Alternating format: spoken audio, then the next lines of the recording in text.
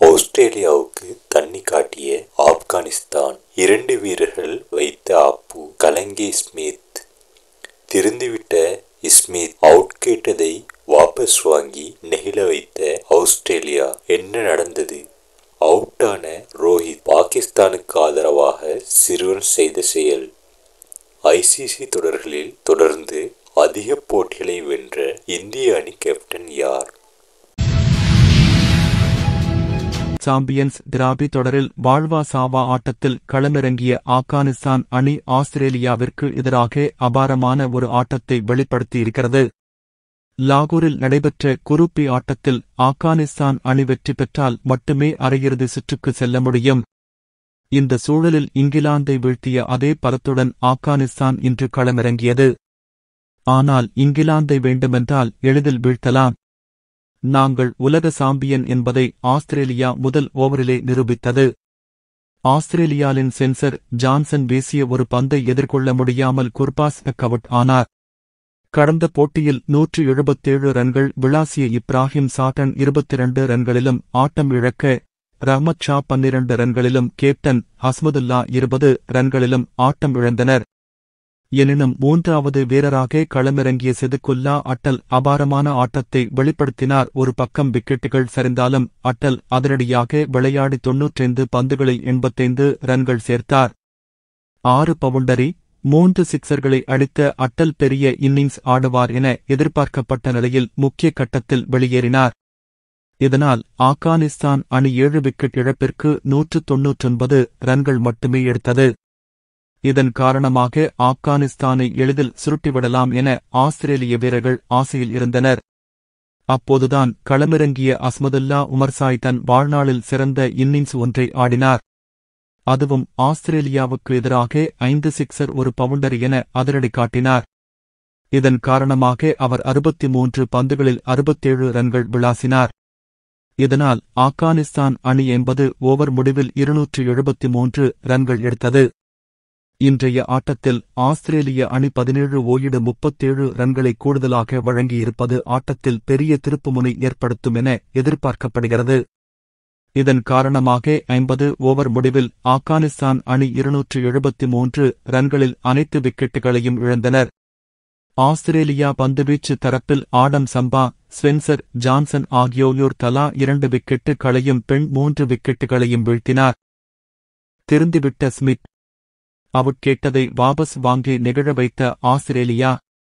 என்ன நடந்தது? சர்வதேச கிரிக்கெட்டில் வெற்றி பெறுவதற்காக என்ன வேண்டுமானாலும் ஆஸ்திரேலியா செய்யும் என்பதுதான் அவர்கள் மீதான இமேஜ். வெற்றி பெறுவதற்காக குறுக்கு வழியை கடைபிடிக்கும் ஆஸ்திரேலியா விதிகளுக்கு மீறி பல செயல்களை செய்து சிக்கியிருக்கிறது.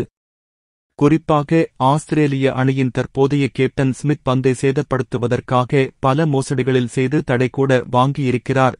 ஆனால் தற்போது அதே ஸ்மித் மீண்டும் ஆஸ்திரேலியா அணிக்கு கேப்டனாக களமிறங்கி சாம்பியன்ஸ் டிராபி தொடரில் விளையாடுகிறார். இந்த ஆட்டம் ஆஸ்திரேலியா அணிக்கு மிகவும் முக்கியத்துவம் வாய்ந்ததாகும். ஆப்கானிஸ்தான் அணிக்கு எதிராக ஆஸ்திரேலிய வெற்றி பெற்றால் 5 புள்ளிகளுடன் அரையிறுதிக்கு சென்று விடுவார்கள். இல்லையெனில் இங்கிலாந்து அணிக்கு எதிரான ஆட்டத்தில் தென்னாப்பிரிக்கா தோற்க ஆஸ்திரேலியா காத்திருக்க வேண்டிய நிலை ஏற்பட்டிருக்கும். இந்த தருணத்தில் ஆப்கானிஸ்தான் அணியும் பலம் குன்றிய அணி எல்லாம் கிடையாது. தற்போது அவர்கள் அதிரடியாக விளையாடி பெரிய அணிக்கு அதிர்ச்சி வைத்தியம் அளிக்கின்றனர். இந்த சூழலில்தான் ஆப்கானிஸ்தான் அணி இறுதிக்கட்டத்தில் ரன்களை குவித்து வந்தது. ஆப்கானிஸ்தான அணி 47 ஓவர் முடிவில் 8 விக்கெட் இழப்பிற்கு 248 ரன்கள் எடுத்திருந்தது. அப்போது கடைசி பந்தில் அஸ்மதுல்லா உமர்சாய் 1 ரன் ஓடினார். அப்போது நூர் அகமத் விக்கெட் கீப்பர் திசையில் வந்து சேர்ந்து ஓவர் முடிந்துவிட்டது என நினைத்து கிரீஸை விட்டு வெளியே வந்தார். இதனை கவனித்த ஆஸ்திரேலிய விக்கெட் கீப்பர் இங்கிலீஷ் அவரை ரன் அவுட் செய்தார். பின் இதற்கு நடுவரிடம் அப்பீல் கேட்டார். உடனே இது அவுட்டா இல்லையா என்பதை நடுவர்கள் பார்த்து சென்றனர். இதனை அறிந்த ஆஸ்திரேலிய கேப்டன் ஸ்மித் இந்த அப்பீலை திரும்பப் பெறுவதாக கூறி நெகிழ்ச்சி அடைய வைத்தார். ஓவர் முடிந்துவிட்டது என நினைத்துதான் ஆப்கானிஸ்தான் வீரர் சென்றதாகவும் தாங்கள் விதியை பயன்படுத்தி ஏமாற்ற நினைக்கவில்லை என்பது போல் ஸ்மித் நடுவரிடம் சென்று அப்பீலை திரும்பப் பெறுவதாக கூறினார். இதனை அடுத்து போட்டியை தொடர நடுவர்கள் அனுமதித்தனர். ஆஸ்திரேலிய வீரர் இங்கிலீஷ் செய்த தவறை சரிசெய்து மீண்டும் நூர் முகம்மது விளையாட ஸ்மித் அனுமதித்தது ரசிகர்களை நெகிழ்ச்சியில் ஆழ்த்தியுள்ளது. பாகிஸ்தானுக்கு ஆதரவாக இந்தியாவில் கோஷம் எழுப்பப்பட்ட சம்பவம் பரபரப்பை ஏற்படுத்தியுள்ளது. மகாராஷ்டிரா மாநிலம் சிந்துதர்க் மாவட்டத்தை சேர்ந்தவர் ஹமீதுல்லா கான், ஆயிஷா தம்பதியினர். இவர்களுக்கு 14 வயதில் மகன் உள்ளார்.